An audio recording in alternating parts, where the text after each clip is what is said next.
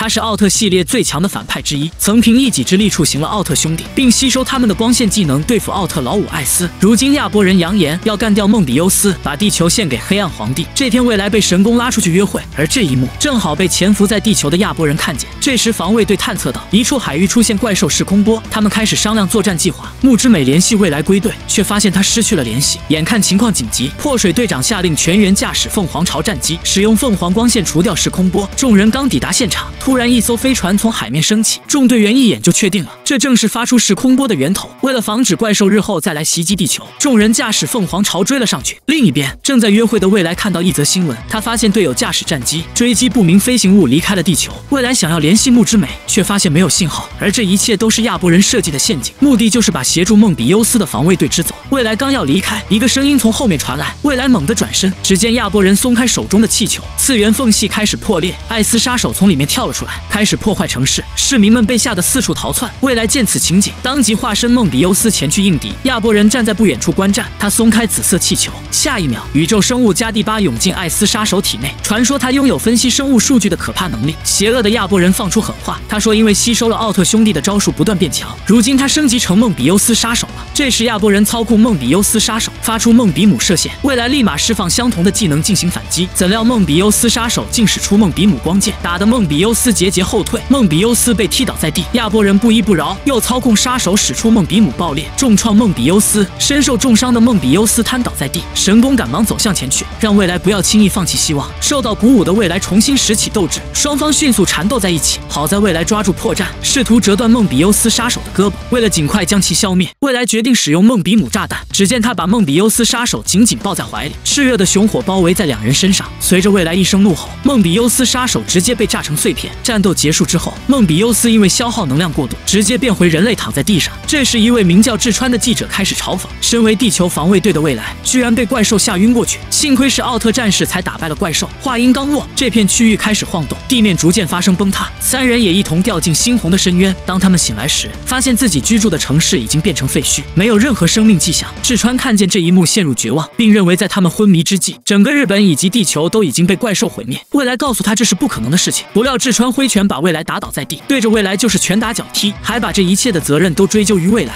这时神宫想要阻止，却被对方一把推开。志川发泄完内心的不满后，准备离开这里。就在这时，亚伯人出现在一旁，他伸手便将志川打飞出去，接着用气球把志川悬挂在空中。未来起身想救志川，不料被一炮击倒。亚伯人问道：“刚才受到那样的耻辱，还要为人类而战吗？”然而未来的坚定之心溢于言表。见此情形，亚伯人心生一计，他立马放下志川，随后拿出一把手枪对志川说道：“只要他用这个武器杀死未来，他自己就可以存活。”这时志川缓缓逼近，神宫起身挡在未来面前。就在志川开枪的瞬间，未来为了保护神宫，当即开启奥特护盾，挡住了迎面来的子弹。亚伯人利用完志川后，直接把他打飞出去。未来见状准备向前搀扶，可执迷不悟的志川不仅不领情，还骂未来是怪物。听到这话的未来内心十分难受。一旁亚伯人开始煽风点火，试图拉拢未来联手消灭人类。凭借着3寸不烂之舌，对着未来一顿口水输出。好在未来思考片刻后，果断拒绝了与亚伯人联手，并表示他会继续战斗，保护那些重要的人们。眼看策反无果，亚伯人直接巨大化登场，未来立马化身梦比优斯前去应敌。可由于不久前的战斗以及遭到志川的殴打，如今未来的身体已经到达极限，眼下根本不是亚伯人的对手。很快他便瘫倒在地，眼中也失去了光芒。与此同时，凤凰巢在月球上被磁场干扰，必须破坏眼前这个石柱，才能解除磁场离开这里。接着真理奈驾驶战机击碎了石柱的干扰中枢区域，众人刚松一口气，准备操控凤凰巢离开月球，突然石柱发射一束激光，唤醒了埋在地底的超兽。而这一幕正好被北斗星司看见。下一秒，北斗带着西子的意志，化身艾斯奥特曼前去支援防卫队。只见超兽率先发动进攻，艾斯不断翻滚，躲避着接踵而至的炮火。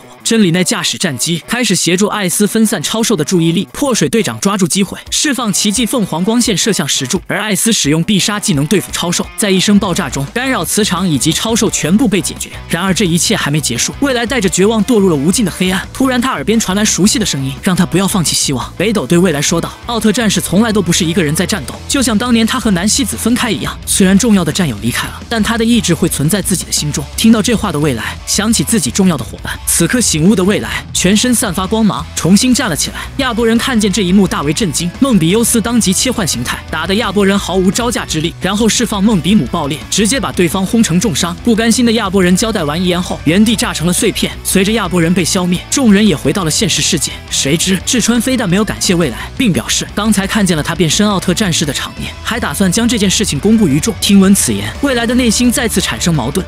未来優しさを失わないでくれ。弱い者をいたわり、互いに助け合い、どこの国の人たちとも友達になろうとする気持ちを失わないでくれ。たとえその気持ちが何百回裏切られようと、それが私の変わらぬ願い。这时，北斗星司身后传来南希子的声音，两人时隔多年，终于再次相见。而未来受到前辈的教诲，保护人类的决心也变得更加坚定。